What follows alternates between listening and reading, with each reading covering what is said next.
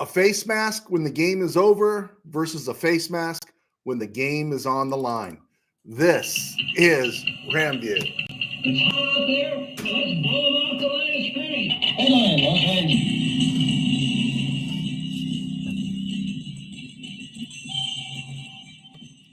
Live from the RamCave, I'm Joe Terosian, and this is RamView, the November 8th, 2024 edition, brought to you by Kistler Law Firm. Injured in an auto accident, need help, got questions, call Kistler Law at 661-206-6990. That's Kistler Law at 661-206-6990. And check out KistlerLawFirm.com. That's one word, KistlerLawFirm.com. Kistler Law, they've been fighting for you since 92. And by Temple City Auto Repair, having some auto issues, get yourself some John and Henry at TempleCityAutoRepair.com. And of course, by Bench the app. Don't get a zero, don't take a goose egg because you left a non-starting player in your fantasy lineup. Download Bench the app today and dominate your fantasy season. So, really good football game last night. It was fun to watch. Came away with a couple of different things, and we'll talk about them. But what was interesting was we saw the dichotomy there. Ooh, fancy word. We saw the difference between a face mask that wasn't called on Byron Young, even though Braden Fisk was being held a couple of Thursdays ago, and we saw that one, and it wouldn't have changed the game, right? We know it wouldn't have changed the game at that point. So that wasn't called. That's one thing. But with Joe Burrow last night, now you could say Chase Brown doesn't fumble and, they lose that buffer of a 2-touchdown lead. They do some tackling along the sideline there on a couple of occasions, one on the long touchdown and then on Lamar Jackson's scramble. So the Bengals put themselves in that position, right? But let's be honest, it was defensive holding. And it was a face mask there. It was a forcible blow, as they define it, to the head. I've seen less called against the Rams, and I've seen that call never given to Matthew Stafford, except for something close to it last Sunday in Seattle. And that was the difference in the game, right? That did have a profound impact on the game. And when Al Michaels said, this is happening far too often, to paraphrase a little bit, he's right. And you got to wonder, there's just no, I love when they say you can't expect the calls at that time. And I agree with it to an extent, but there's never any consistency with these officials. There's just never any consistency. And I guess that's the human element. But I just wanted to make sure that we don't lump in Byron Young's face mask, which, there was holding in the back of the end zone there on Braden Fisk in that play. That is nothing compared to what happened last night, because that was on a 2-point conversion that could have ultimately given the Bengals the win, if not just the lead at that point. And so, yeah, we get all worked up into those things, and it bugs me sometimes when you hear about it. But yeah, do the NFL officials need to be better? Yeah, they need to be better. But again, that is part of the human element of the game. So let's get to some Ram stuff before we talk about players practicing and coming back and windows being open for return. A couple of things came to mind as I was scrolling social media, and I was so happy to be scrolling social media this week, looking at football stuff and not wondering if freeways were being closed down or people were rioting and everything. Lord bless us on that one. I don't want to get all spiritual on you, but I was glad to be looking at football stuff these last few days and not necessarily wondering when the next riot's going to happen. But these things came to mind. One of them is what I'm seeing on social media, and I'm hearing on a few podcasts, and they're talking about how great Omar Speights has been. Omar Speights made a really nice play at the end of that Seattle game, right? That was only the fifth play he was in, the fifth snap he was in against Seattle. He's only played 27 snaps. I like Omar Speights. I hope he has a long run, right? But I don't think he's been the difference in this defense slowly and getting better each of the last 3 weeks, right? I don't think he's been the difference between the Rams having being plus 11 in the sack department, meaning they've registered 12 sacks while the offensive line has only given up 1 in the last 3 weeks, and they haven't given up a sack in 2 weeks. But he's been a good addition. but I don't think he's the total difference. It's been a collective defensive improvement, and that's what makes it so great. We're not just waiting for Jared Verse to do something. They got to deal with Jared Verse. They got to deal with Byron Young. They got to deal with Braden Fisk. They got to deal with the conductor, right? And these guys are making plays. And so the Rams do have a lot of stuff happening there. But what I tend to think is the difference is the versatility of someone like Jalen McCullough. Now, he's only played 110 snaps, but we're seeing more and more of it since Reeder went out. And I think that has a lot to do with it, the creativity that that Shula has shown, that you're not just sticking another off-ball linebacker in there. And I'd like to think if Reeder does make it back this year, that for the rest of the year, it'll be either Roseboom or Reeder, not Reeder and Roseboom. And I like to think of it that way. That means that Jalen McCullough will be playing more snaps there. You get JJ back, and now you can be more creative with Quentin Lick. And we don't need that extra off-ball linebacker in there because you got a guy that can play the run, and you also got a guy that can run in coverage. And so, again, I'm not slamming Omar Speights or anything. I like Omar Speights. But everyone just gets, it's the new toy, right? Oh, Omar Speights is great. He's played 27 snaps, right? He's played 27 snaps. Also, I like to think Bo Limmer has been really good for a sixth-round pick. And I don't have to think it. He has been. He's been fantastic as a sixth-round pick. But again, the tendency to start a discussion that we're going to get over our skis here and talk about how he's a better option than Jonah Jackson. What are we doing here, folks, right? Let's let Jonah Jackson play his way out of the lineup, right? Let him come in and look like, let him look like Jeremiah Cologne for a couple of weeks. Then we can put Limmer back in. If Jackson is what he should be, along with a healthy returning Avila, this Rams offensive line is going to take off. It's already playing well. And then we'll have developed depth with Limmer, and not just Limmer, but Dedich as well. So I don't understand this thing that, no, Limmer needs to stay in the lineup or else. And I don't. You paid Jackson. Jackson's a quality NFL player. Other teams wanted Jonah Jackson. If he's healthy and he can rock, you let him rock. And if he cracks, then you put Limmer back in. You have a more than competent backup. Looking at the injured list, the last report came out today. There's only another one tomorrow because it's a Monday night game. And you got Jordan Whittington practicing in full. Josh Wallace, who left the field with a lower leg injury, it was a calf injury. And we thought, oh, man, is there something going on with Wallace that's going to affect him for the rest of the year? But it was a calf injury. He was practicing in full. Ethan Evans was practicing in full. Special teamer, defensive back, cornerback, Charles Woods, who's been on this roster all year, contributing on special teams. He's got a toe injury, I think. He practiced in full. And the best news was, of course, Avila and Jonah Jackson had their practice windows opened to return, and they both practiced in full today. That's exciting. Now, does that mean they're going to play Monday night? I don't know. But that's exciting that they got them back. Practicing limited was Cam Curl, who's been nursing, Kevin Dotson, who's been nursing, and, of course, Demarcus Robinson. Rob Havenstein is out. He didn't practice. We know he's not playing Monday. And Neville Gallimore doesn't look like he's going to be playing either. He didn't practice again. He was out the previous weeks. Rams did re-sign Jonah Williams to the practice squad, so his odyssey continues. Speaking about that offensive line, it will be interesting to see. Oh, guys, I see we got a few people clicked on a Friday night. I'm always excited when I get Friday night folk. Noteboom was officially reinstated. Jackson and Avila have their windows open. I don't know what that means for Monday. They haven't had extra day. But the thing that I asked a question on, I didn't get a response to on Rams Rule. I asked it on Wednesday. And usually you ask a question and somebody's going to give you a thought. Maybe it just got buried with all the political stuff going on.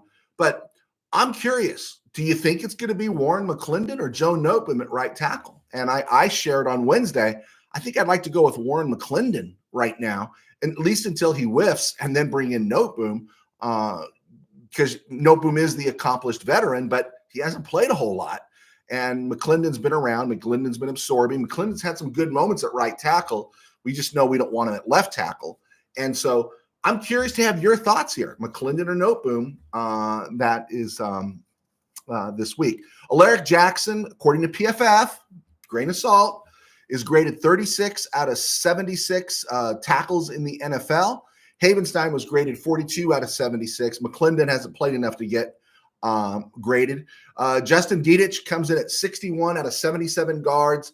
Kevin Dotson, who's been playing well of recent, looking a little more like Kevin Dotson that we had last year, is 36 of 77 guards. And Bo Limmer, who's played well, but he's right where a sixth-round pick should be. Remember, there are 32 starting centers in the league. Someone gets hurt, new guy comes in, they've graded 35. And right now, out of 35 centers in the league, Bo Limmer's grading out at 24, right? And I think we can agree with that, right? He's had good moments, but let's face it, right? He's a sixth-round pick, and I think people are just getting a little too excited.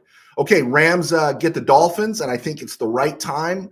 Monday night is the right time of the night for the Rams to get the Dolphins. I think the Dolphins can't be quibbled with. You can't horse around with them, but they're getting them at the right time. Then they get the Patriots in week 11, Eagles in week 12, Saints in week 13, and New Orleans is burning. Bills in week 14, 49ers in 15, Jets in week 16. That's in, I was going to say Shea, that is in New York. And we want the Jets to do us a solid this week and beat the Cardinals.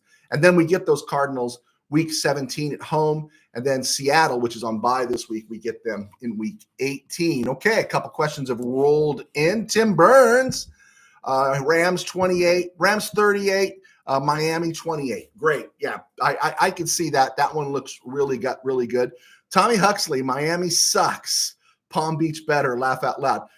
I've been to 44 of our 50 states. I've never been to Alaska.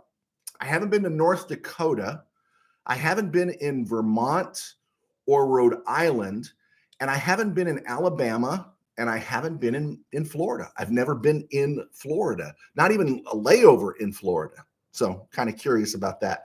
So I'll take your word for it, Mr. Huxley. USA Expat, not a fan of Noteboom. McClendon, please. I am a fan of Noteboom, but he just hasn't been playing. I think McClendon's probably more game ready. I agree with you, USA Expat. Bill, who gets more snaps, Whittington or Atwell?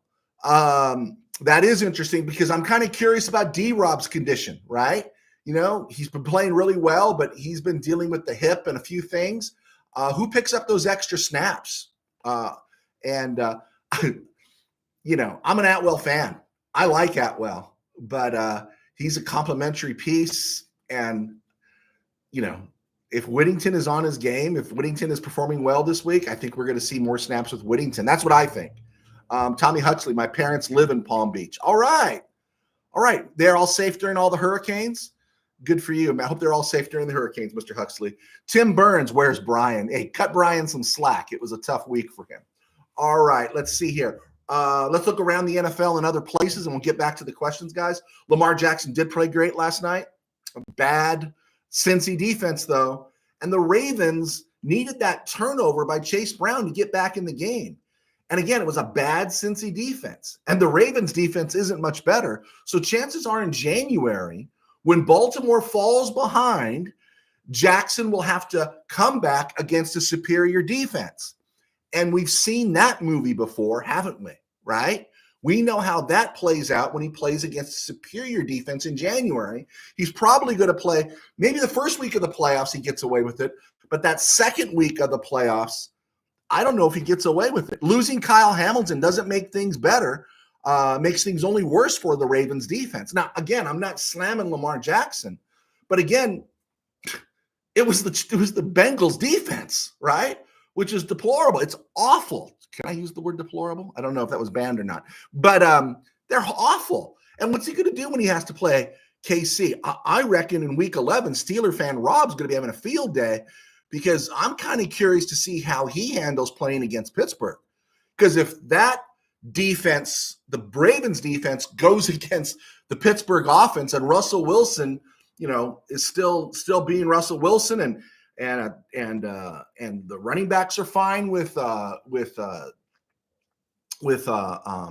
Steelers, and they picked up Mike Williams. I think the Steelers can really go in there and smash the Ravens, and everyone's I know it's gonna happen. We all know it's gonna happen. they're all going to say, oh, they got to get Lamar some help. Every year it's always, we got to get Lamar some help. And, they never seem to get enough, right? Texans designate Nico Collins to return. My fantasy team rejoices with that one. And the Texans need him, although the Colts did them a favor by dropping that game against Minnesota. So they got a 2-game lead there. So they're pretty comfortable in the AFC South, but they need to get some things right. I'm surprised they didn't make a deal for an offensive lineman. I'm surprised they didn't pick up the phone and call the Rams. They need some offensive linemen there in Houston. Coaches on the hot seat. I moved Matt Eberflus to the top, although the word is that they're not going to fire him. But you lose to the Patriots at home, bro's going to be in serious trouble. Then I got Doug Peterson. Then I got Nick Sirianni. Mike McCarthy. I think all the heat's off Mike McCarthy now, right? Because he's got no troops. He's got nothing left, right? So basically they're fighting the Battle of the Alamo this week all over again down there in Texas as the Eagles come in and the Cowboys try to defend home turf. They're outgunned. They're outmanned. The Cowboys are going to get blasted, and I don't think McCarthy's going to take the heat. And then Gerard Mayo in New England, I don't think he'll be fired during the season, but Robert Kraft and company need to come to a realization of what everything is. Okay, you got the division leaders, Lions, Texans, Falcons, they're all set. Cardinals lead the division. They're 5-4. Rams are 4-4. So we get the Cardinals playing the Jets. If the Cardinals can lose to the Jets and the Rams can beat the Dolphins, Rams are in first place by Tuesday morning. Interesting thought. Vikings go to Jacksonville. I think they're going to win, but if the Vikings lose, they're 6-3, and the Rams have that 1-game advantage on them because they won head-to-head. Eagles are 6-2. They're going to win in Dallas, but if Dallas can win, then that's good for the Rams. Packers are on a bye this week. They're 6-3.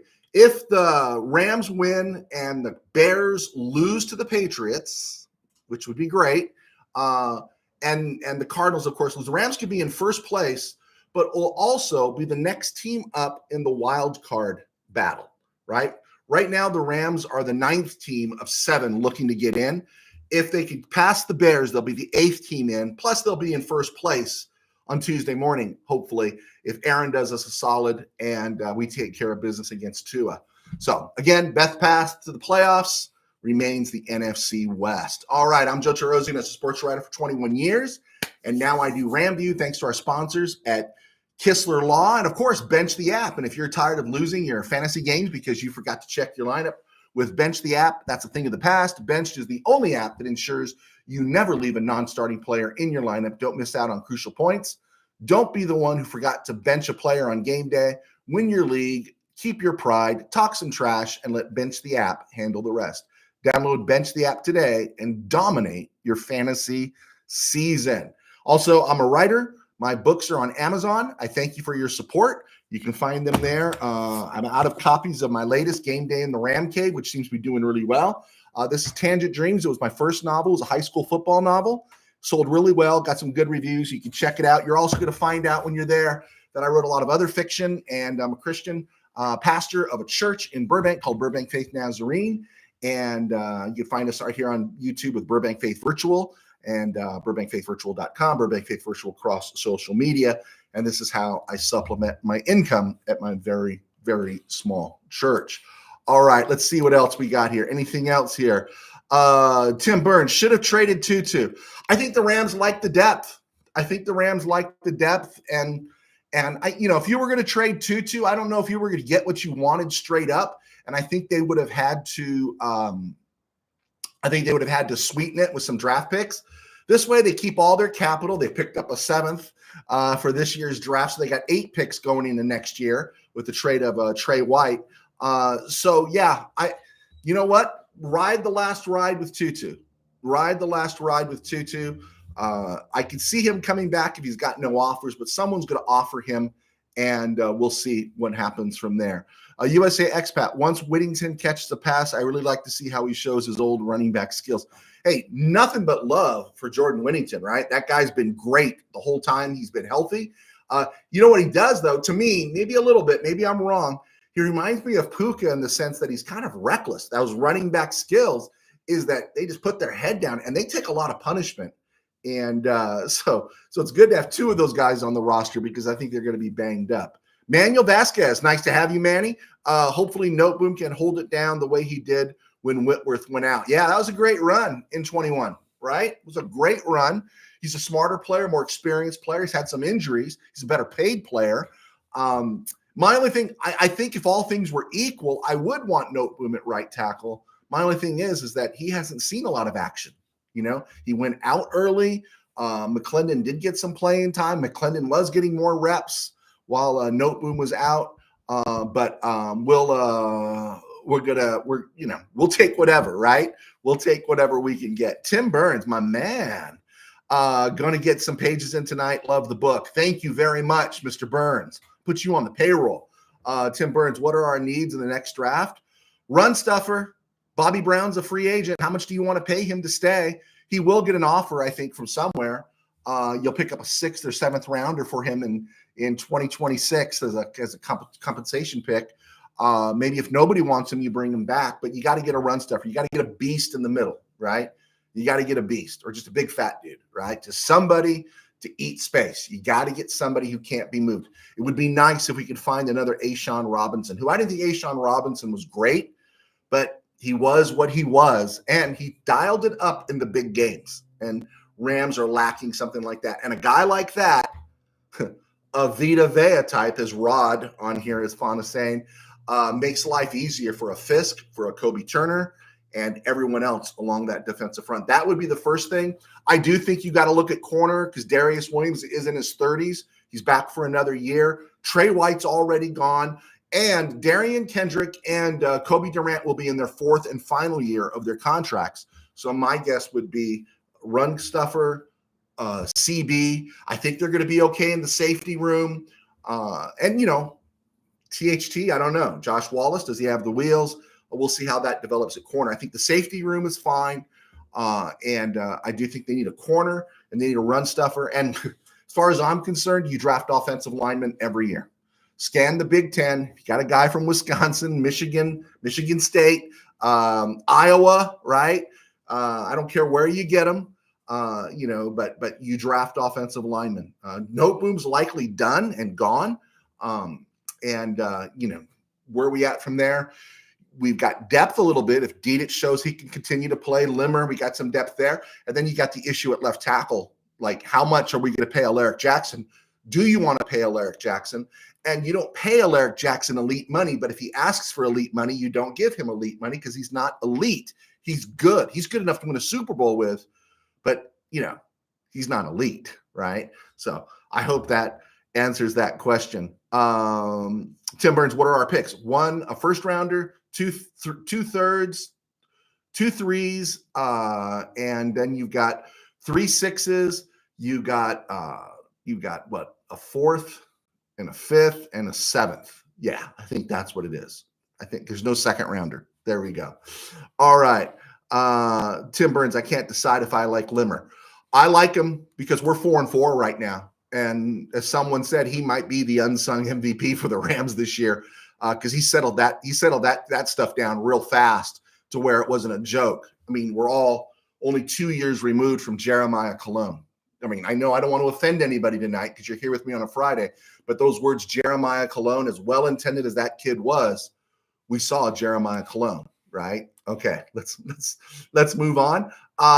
Looking at college football, Oregon plays Maryland this week. They're going to go to 10-0. Georgia at Ole Miss. I'm really anxious to see that one.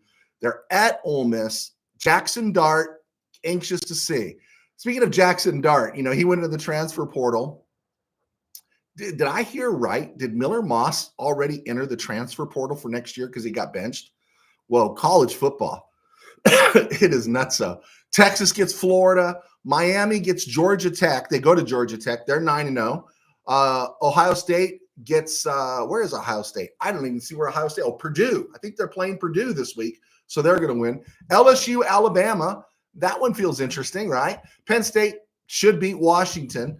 Alabama, LSU, we talked about that. Indiana and Michigan.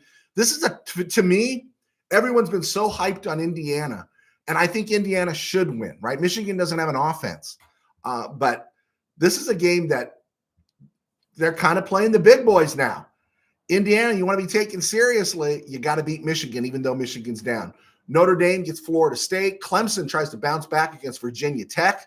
Missouri gets Oklahoma. That's a big one. And Army 8-0 plays at North Texas. Kansas State is on bye, and Illinois is on bye. Both those teams have to reckon what they did last week and did not do. So there we go. AFC playoff picture: Chiefs are 8-0, Bills 7-2, Steelers 6-2, Texans 6-3.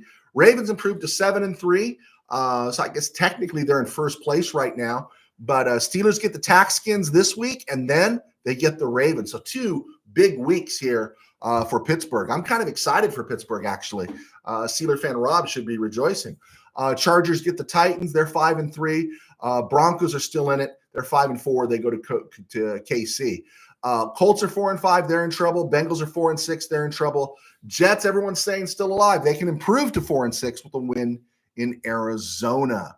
All right, we talked about everyone that's back. Let's talk about the Dolphins. Let's see if another question or two came in. USA expat. Funny, never watched college ball. Saturdays were always chores, so I could have Sundays free for Ram games. Okay, that's interesting. I watched college football when I was a kid. I really liked it. I hated all the, when the NCAA, you want to talk about fascists that were in control of things. Talk about the NCAA. No team can be on TV more than this. And then they arbitrarily decide they're going to put somebody on probation, and then you can't see their games, right? And all that kind of stuff. I hated it. I hated the NCAA even then. And so there was no ESPN when I was real young. So you had to take that Saturday morning thing, and occasionally you'd get a night game. And that was tough, but I loved it. I think what I love about college football now is that now that I've driven cross country, I think 4 of the last 6 years I've driven cross country from here to Pennsylvania. I've driven from here to DC, driven from here to Boston, up into Maine. I love driving cross country. And I think what I've really learned to love about college football is it juices me up. I've been through Morgantown, West Virginia. I think it was a scrimmage day, and the town was crazy. There were so many people there. And when you drive through Kansas and you don't see anybody, and then you see a game being played where Kansas or Kansas State is playing, and you go, where did all these people come from, right? Same thing in Nebraska. It's like, well, where did these thousands of people come? Because the states appear empty. There's just something about when I see college football now, it makes me just want to get back on the road and drive cross country. I don't like driving from here to Bakersfield, Bakersfield, right? But driving here to Missouri, Oklahoma, Pennsylvania, man, the Northeast, Maine, that to me, man, road trip guy all the way. Love flyover country. Geez nuts. I hope our secondary can hold this time. Can't let Miami into the game. I'm going to break that one in for you, Geez nuts, right here in a second. USA expat, big Limmer fan here. Okay, I think it's good to be a Limmer fan. Geez nuts. I turned to college when the Rams left. Now I'm back to the NFL, but still watch college football. Yeah. DJ Phony. I think you've been here before, DJ Phony. Can't remember, but thank you for being here. What's up, Ramley? I'll see everyone on Monday. I'll be celebrating Veterans Day for all my fellow comrades that I had the honor of serving in Iraq with. I'll be there with my family. Let's get this win. All right, DJ, thank you for serving. I had 9 students of mine that were in my youth group serve in Iraq and Afghanistan. Nothing but mad respect for you guys. Thank you so much for what you do. Thanks for clicking on. Tim Burns, Bronny. Okay, I'll go back to Bronny here in a second. I want to answer G's Nuts' question about, can our secondary keep up with their offense? And that's really where it all boils down to, right? Tua makes quick reads. They say he's the fastest in the league. He makes those quick reads, and you dump that ball accurate in space to Tyreek Hill or Jaden Waddle, and those guys are gone. We used to call them Dieter Brock touchdowns. In '85, Dieter Brock, had 16 touchdown passes, threw for 3,000 yards, and on paper it looks like he had a great year. But then a lot of those long touchdowns were slants to Ron Brown or Henry Ellard, and it was an 8-yard pass. They turned into 80-yard touchdowns, or at least it felt like that. And the Dolphins are dangerous all over the field. Then you put Devin Achane in the backfield, and they're dangerous. They're home run hitters, right? They're home run hitters. And so, yeah, that is a concern. I think offensively, that offensive line is really vulnerable for the Dolphins. It really is. I think the way the Rams defense, it's the right time. And I think I put on the thing there, it's the right time of the night. It's the right time on Monday night. This defense got some rest. It's gotten healthy. It's getting healthier. It's getting wiser. It's got an extra day to practice.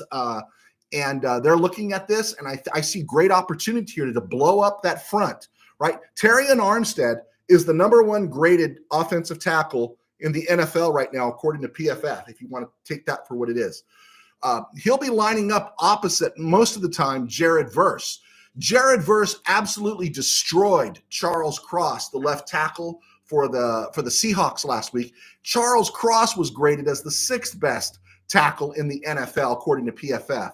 It's going to be an interesting matchup, but Jared Verse is proving to be an absolute beast. And if he's drawing attention, boy, oh boy, that opens the door.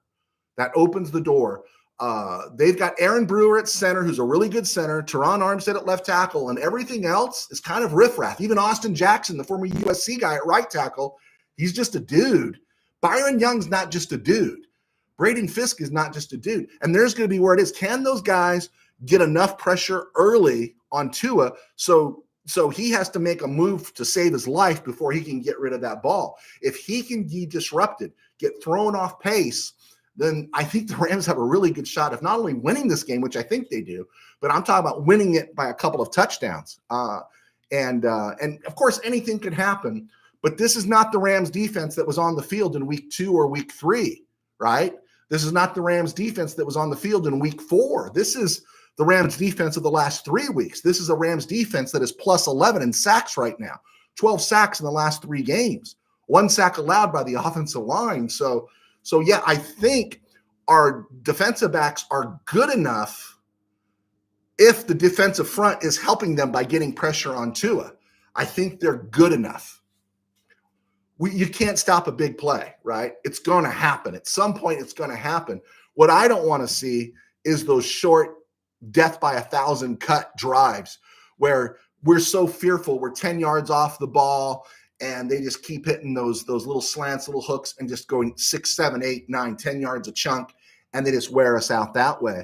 And I think if the defensive front is putting enough pressure on that offensive line, I think the Rams could really disrupt them pretty good. I do.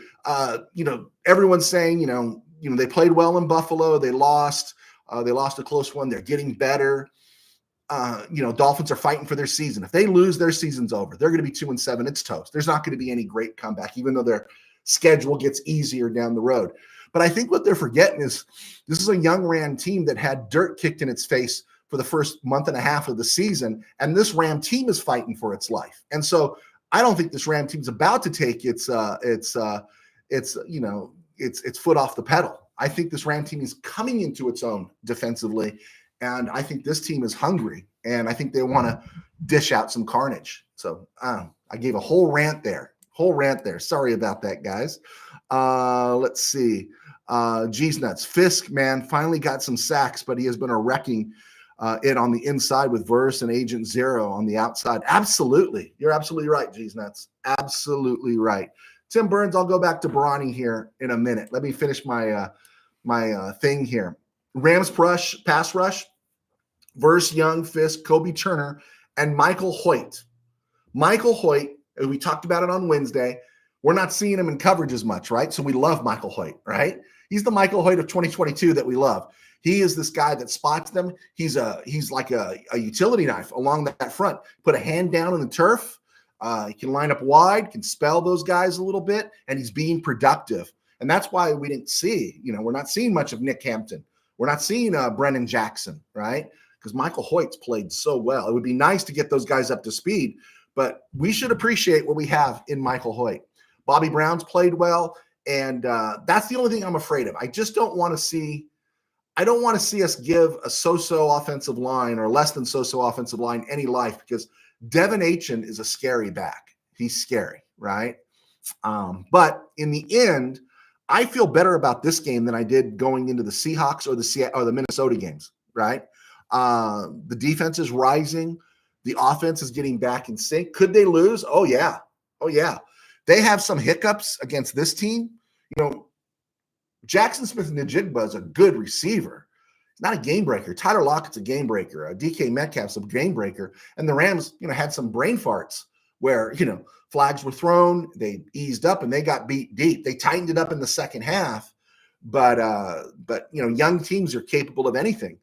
But I think the way they're trending right now, I like the Rams by minimum of 10 points. I like the Rams 34-20. I really do. I feel really good about this game here. All right, let's see what we got. Let's see.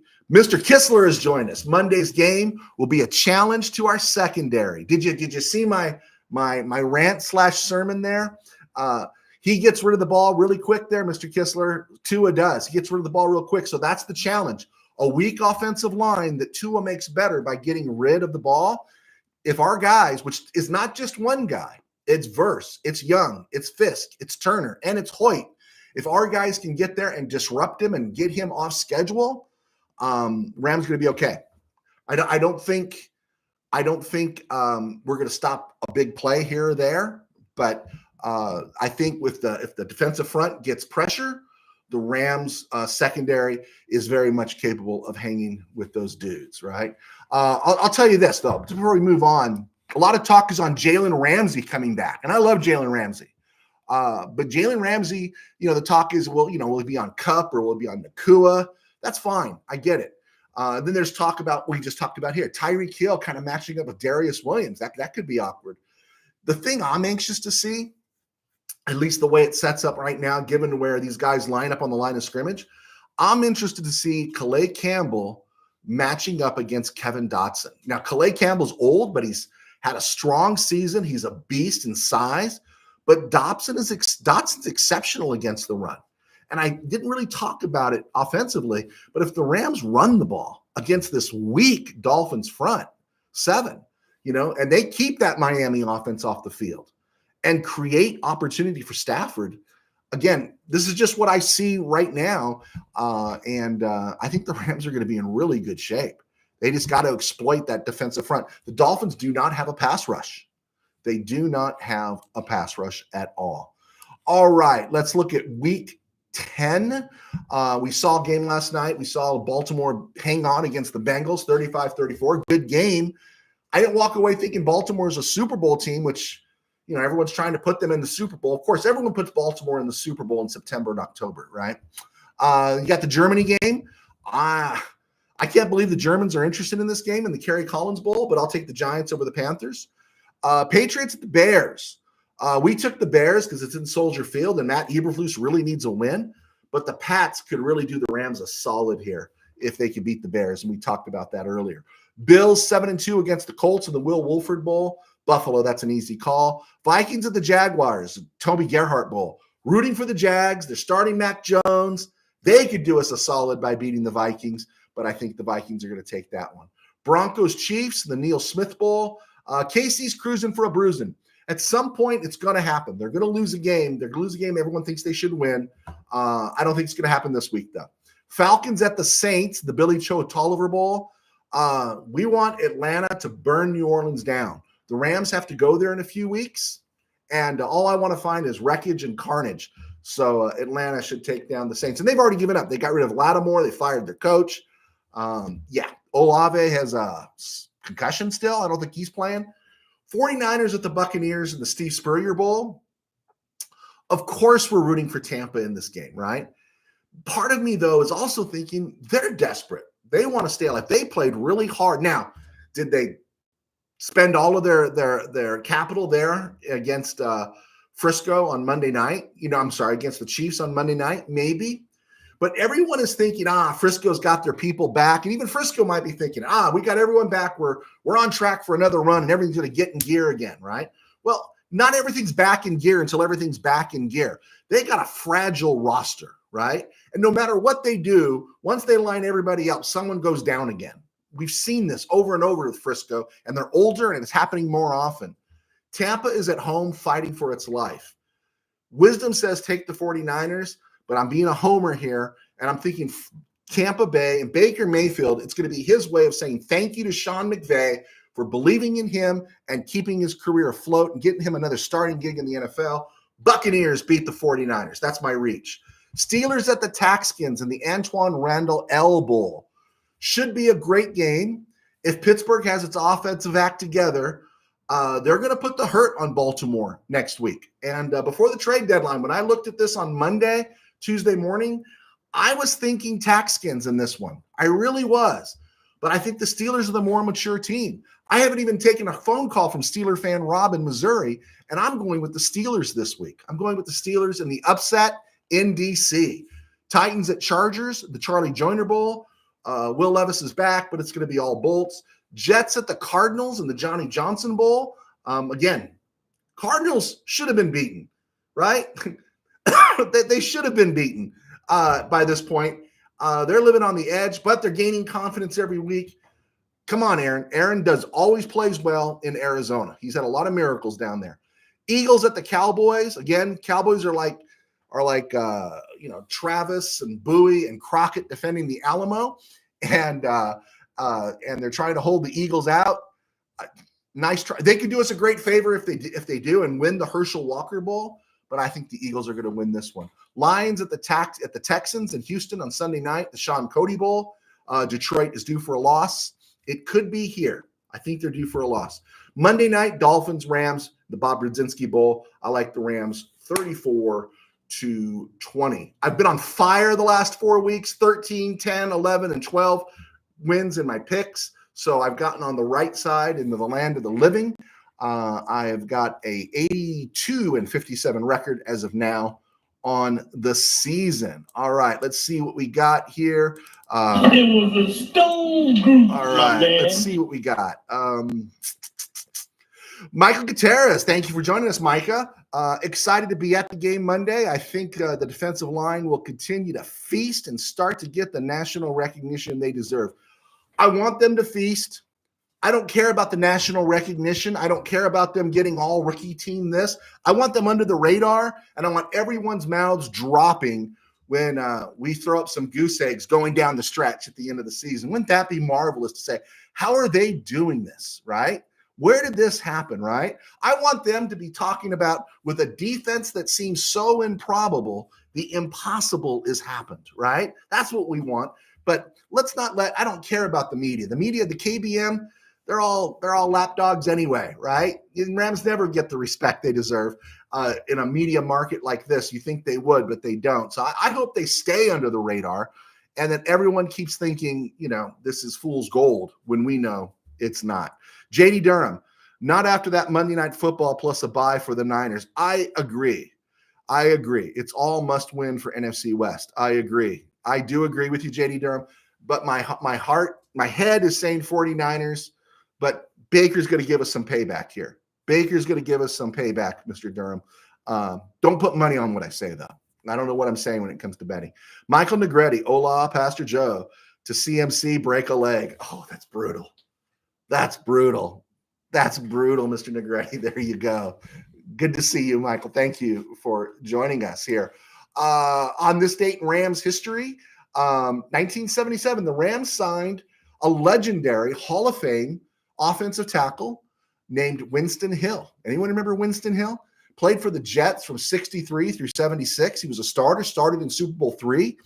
Multiple, 8-time Pro Bowler. This guy was amazing and then got kind of lost in the shuffle until 2020 when they put him posthumously into the Hall of Fame. Should have been earlier, but at the end of the line, he played the last 3 games of his career with the Rams. He didn't start any. He just made some appearances.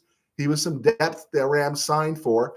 But Winston Hill on this day in 1977 was signed. Also, I'd like to say, not to turn this into anything other than, on this date 29 years ago, my daughter was handed to me and my wife by the doctors, and they told us she wasn't going to live. And today, my daughter turned 29 years old. Well, sorry, she turned 29 2 days ago, but this was the day 2 days after we call it her resurrection day, where the doctor said she wasn't going to make it, and they moved us into a dark room saying she wasn't going to live, and they kept coming in and were wondering why she wasn't dying, and then finally they went back to work on her. It was an amazing experience. We were at Children's Hospital. The power kept going out because they were doing some work, and so the whole hospital would go black. One of my students was there holding the flashlight while the nurse had to manually bag my daughter until the power came back on. That night, a woman walked into the emergency room with a hand grenade, and we didn't even know. We're on the third floor, and they had to clear everyone out below us, and it was a crazy night. But guess what? My daughter's still alive. My daughter Megan turned 29 today, and she is at Disneyland right now with her sister. So I wanted to get that one in. Let me look at your question here, Mr. James. You talked about Mr. Burns. You talked about Bronny. Bronny did finally get set down. I thought he was set down a week ago. I misreported. Thank you for saying that. I saw some opponent guy on the bench, Burns says, that says he is no good after a free throw miss. Braun has marked him for life. He didn't belong. No, it's true. He didn't. And if he doesn't excel down in the G League, it's going to look even worse, right? If he doesn't excel, for a guy that made the roster there, he probably should go down there and average double digits, better than double digits. He should be in the 15 to 18 category and stuff. And yeah, his dad put him in a really, really bad spot. Let's see here. I'm sorry, real quick here. Micah Gutierrez. This might be your last chance to make a game in person since it's not on Sunday. Hey, man, I don't got the dough to go. We'll have a coupon day or something. Yeah. If the Rams have a coupon day, maybe I can go to a game. There we go. Tim Burns, I like some crossover, Pastor Joe. Put in a good word this week, okay? All right, you got a good word put in for you, Mr. Burns. I promise. Mike Gutierrez, great story about your daughter. Praise God. Thank you so much. Michael Negretti, Bronny was sent down to the pickup league. Yeah, I wish I could have played in the pickup league. All right, guys, I think we got this in. We're at 46. I'm happy to hang around for till about 50 minutes. I know it's Friday night, so if you guys want to bail, you can bail. I'm curious to know what you guys think about the Dodgers. What do you think about them? How much money they're going to be paying these guys? Do you think they're going to keep Bueller? I think they have to keep Bueller. I think Bueller's more of a priority than Teoscar. I think Teoscar is a great player, and I think he's a feel-good story, but are you going to get next year what you got out of him this year? And then the other one I heard somebody talking about some of the moves they were going to make, and Tommy Edman would be the center fielder. And there's a reason Tommy Edman's been a journeyman, right? I think he's Brian Doyle. If anyone remembers the 78 Yankees, Brian Doyle was this guy came out of nowhere and played great. And then he was Brian Doyle and Buddy Biancalana in 85. You have those guys that rise up. And I'm saying Edman is better than those, but do Dodger fans really want to go into the next season, in the 2025 season, saying that Tommy Edman is my center fielder? I'm kind of curious about that, what you think. And no, I'm not trying to, disabuse you of signing Juan Soto because I want him to come to the Mets. But with the Mets, I'm more curious about them getting some pitching. And yeah, it's hard. Baseball's hard these days because to me, there's no pitchers out there that are tough anymore. There's no one who'll tell the manager, go sit down. I'm finishing this game, right? I just want one of those guys. Just give me one of those guys. I just want one guy to say, no, I'm coming out there to pitch 9, and I'm not settling on a pitch count, right? When I'm getting my butt kicked, you can pull me, but yeah, that's my problem with baseball these days. Paul Richardson. Oh, wow. My son at 8 months drowned in my dad's pool. The doctor told me his brain would be a vegetable, but somehow God intervened. Josiah's now 25, and I believe in miracles. God bless your daughter. Whoa. Thank you, Paul. I do appreciate that. Yeah. They pretty much said the same thing to my daughter too. They said she had a grade 4 brain bleed, and when they took her off this ECMO machine, and then she just kept kind of defying all the stuff. I had a meltdown with one of the doctors because doctors have to play CYA because everyone sues them, and I understand. And we were worried about her blowing a lung because they had her intubated, and I had this confrontation with the doctor where I just basically yelled at her, and I just said, you got to tell us the truth and stop hiding behind all your rhetoric. And in fact, those were the words I used. I said, because we're making life decisions here for our kid, you got to tell us the truth. And it was only then the doctor kind of put her head down and said, okay, we're seeing some improvement in this. And I said, okay, then we'll keep fighting for her. Because we were thinking about, are we forcing her to stay on this earth when God wanted to take her home? So, yeah, I know what that's like, right? It's just awful, isn't it? When everybody just seems like it's lining up against you, right? And then God shows up. Mike Negretti, Dodgers World Series champs. Yep. Tommy Tanks. There you go. Manuel Vasquez, Dodgers are going after Willie Adame. Yeah, I heard they wanted like 6 years, 150. That's 25 rocks a year. He's a home run guy, right? And a good glove. Again, it's hard for me to see a lot of baseball these days. I don't have MLB Network anymore. So they took it off YouTube TV. So, yeah, I'm just curious. I'm a Met fan. ESG, I heard the Dodgers are going to do a 6-man pitching rotation. Okay. Yeah, what came to mind? I'll say it there, ESG. As we're winding down here, we have hit the 50-minute mark, and I got to do FanView, guys. I'm talking about doing another podcast called FanView, where we're talking all kinds of sports. FanView was the name of my column that I wrote for years for the paper and the website. And keep RamView, but then just do FanView for all the other sports. I hope you guys think there's a market for that. Let me know. I'd like to know because I need to be spurred on. But one of the things that came to mind is, they have bullpen games. But if you're going to treat your starters like little guys that can go only 4 innings, and if they go 5 innings, you praise them like they're Sandy Koufax, why not have multiple starters? Why not just say 2 starters? Like you come out and you say, Buehler's only going to go 5 and Yamamoto's only going to go 4, right? Let Buehler come out and go 5, bring Yamamoto in to go 4, and make them dual starters, right? Instead of taxing your whole staff and your arms to go 1 inning here, 1 inning there, just tell 2 guys, tell Yamamoto and Flaherty that you're our starters tonight. One of you is starting in the 1st inning, the other one's coming in the 6th. And don't tell me it can't work, because we've worked out all these other things that can't work, right? We've moved our closers to high leverage situations where, even the Mets were doing it with El Sugar, is you bring them in those high pressure moments in the 6th inning or the 7th inning and get through that rough part of the lineup or that rough patch. And so the old school of like baseball where we can't do it that way anymore, I think they've blown that out the window. But what I cannot stand about baseball anymore is I can't stand there's no pitchers.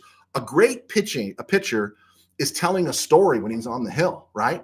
I go back to Fernando, Game 3 of the 1981 World Series, 147 pitches. He's getting his butt rocked for 2 innings. But the narrative was they couldn't get him out, and he wound up finishing that game because he just got stronger and stronger, and he showed there was a craft to pitching. There was a gut check to pitching, right? And he blew out his arm 8 years later, right? 8 years later, he blew out his arm. So, yeah, I think baseball has a lot of rethinking to do, but that would be fun to talk about. Okay, let's see here. I can keep Soto. Okay, I'll keep Soto. I miss the days when pitchers could pitch complete games or go near it. I agree, Manuel. I absolutely agree with you. ESG, do you think the Dodgers will ever let Shohei pitch? What I would do with Shohei, and I brought it up, is I wouldn't make him a starter. I'd let him DH, and then every couple of days I'd bring him in to pitch the 9th, pitch the 7th. Or what you do is you rotate him from DH, right? Just let him come out there and let him pitch the high leverage moment, right? You got a runner on 3rd or bases loaded with 1 out and your pitcher struggling, let him come in and do the high leverage thing in the 5th or the 6th or the 7th.